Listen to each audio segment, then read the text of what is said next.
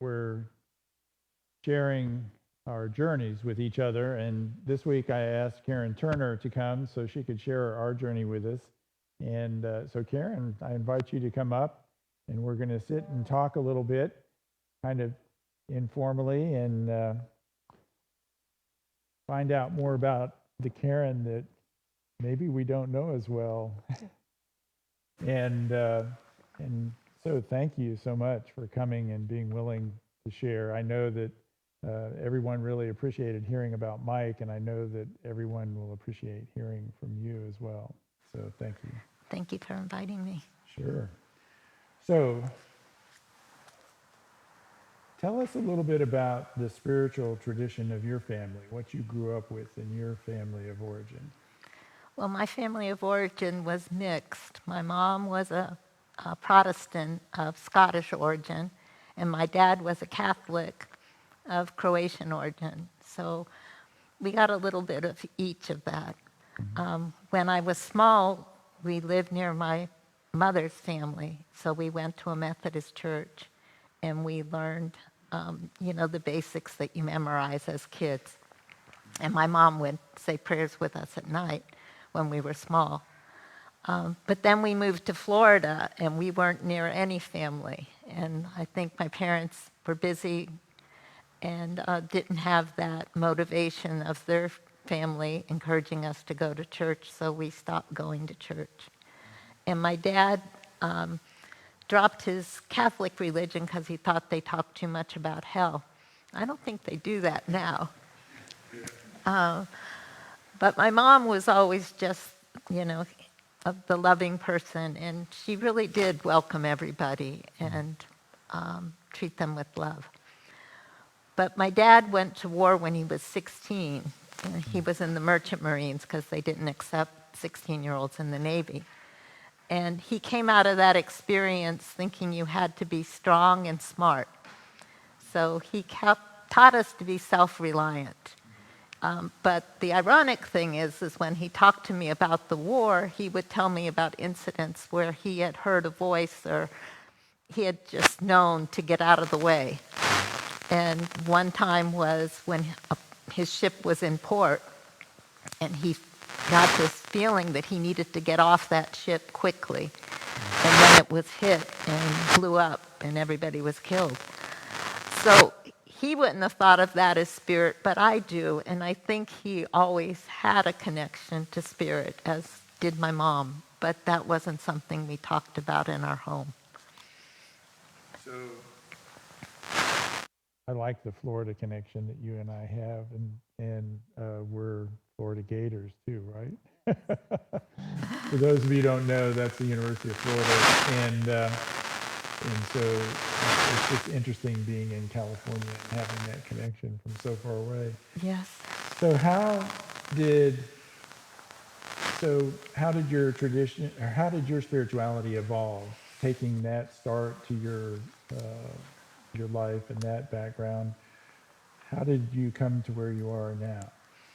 Well, originally, especially, when I was a kid, I went to church with my friends and had good and bad experiences. Then I decided that science was more important than religion, and I sort of became on that self-reliant track. And I was a nurse, so there was a lot of science there. And I believed in the science of healing versus spiritual healing, but now I believe that both are important. But when I was in my 30s, my maternal grandmother moved to Florida, and she wanted me to drive her to church. And so I put my two kids in a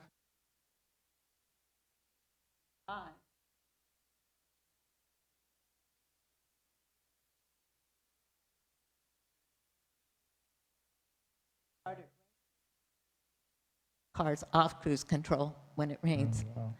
And it hit a puddle and then hit the median and then flipped twice and landed on the oncoming traffic lane. That really shook me up, thinking that I might have killed my children and myself.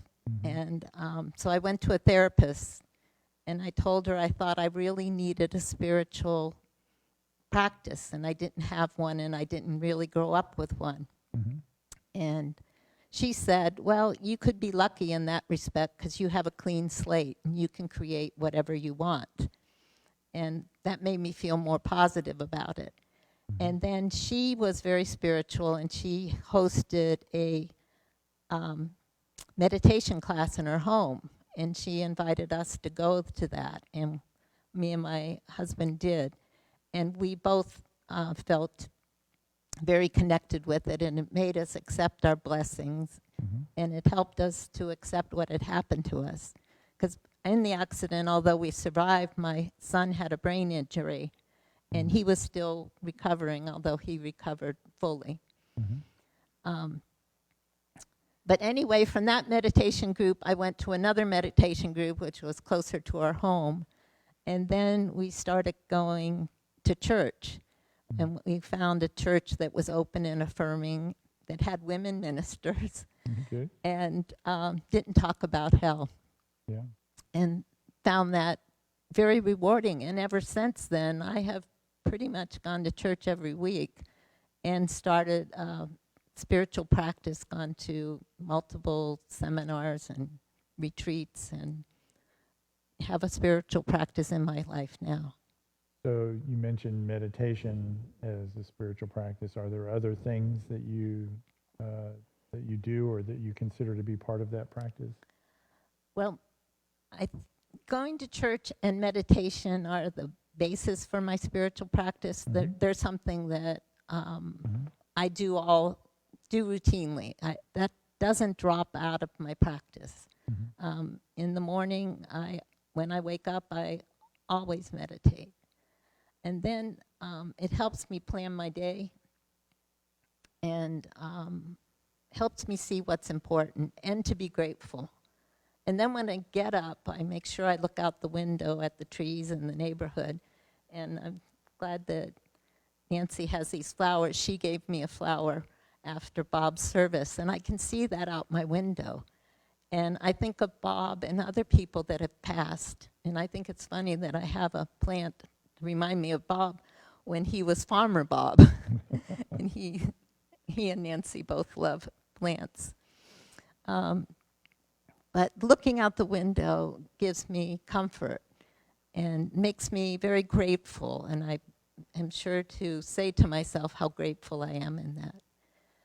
Then at breakfast, I always read the Daily Word, which is a devotional magazine, and I find it gives me another good start to the day.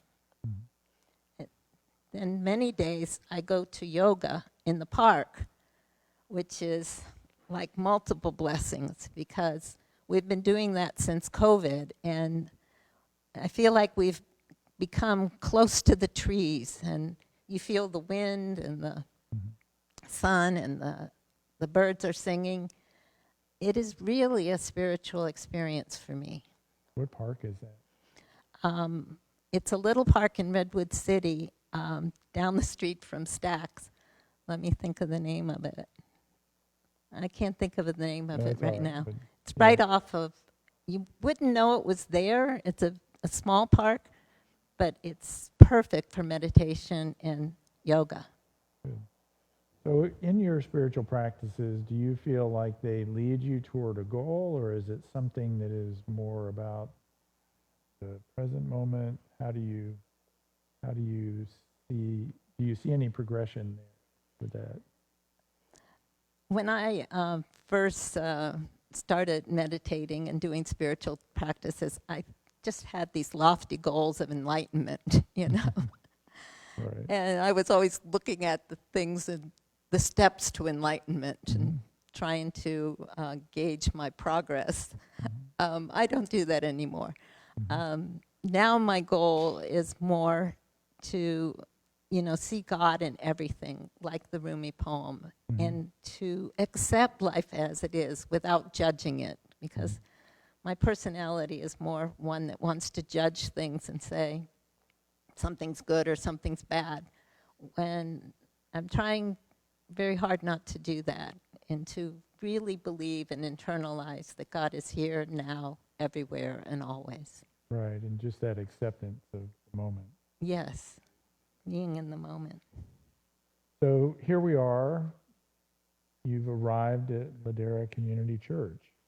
So how does that fit in the mix of things for you spiritually?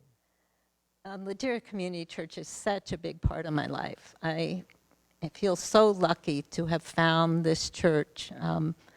I initially came here because it was close to my work, which was Stanford. It was only 2 miles from there. And close to my home, it's 6 miles, but it's straight down 280, so it's easy to get here. Mm-hmm. And when I came here, I met Jane Land, who is also a nurse, and she just made me feel so welcome. And I've maintained a friendship with her ever since. But also, Kurt Luck had a spiritual enrichment discussion group, and people had spiritual discussions. They didn't all agree with each other, but it was interesting discussions, and I really felt connected to them. Bob Segbarth was in it, Paul Stoff, and Kathleen Wade. And Kathleen was, they were all a little older at that time, and Kathleen, somebody had to bring her to the class because she wasn't driving, but she was always so connected to spirit and so glad to be alive. And I wanted to be like her as I age, and I hope I will be. Yeah, you feel that way to me.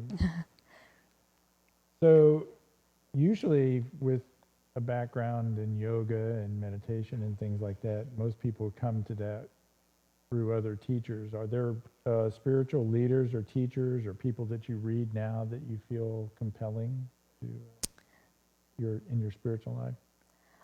I just find teachers all around me right now. My yoga teachers. I really am enjoying you and Stelly and the other members of our new transformation and spiritual growth class. My go-to book is by Emily Cady. It's Lessons in Truth, which states basic truths and then supports them with scripture. I just find her very easy to follow, so I'm always going back to that book. And Rumi is really resonating with me right now. Yeah, I like Rumi too. So, one final question, okay? When we talk about spiritual transformation, what does that mean to you? To me, right now, it is really internalizing that God is here now, everywhere, and always. And to lead from my heart, not from my mind, and to accept the present moment. I really have met some people in my life who I feel can do that, and I feel I'm just, after 30 years of doing this, I'm still working at that.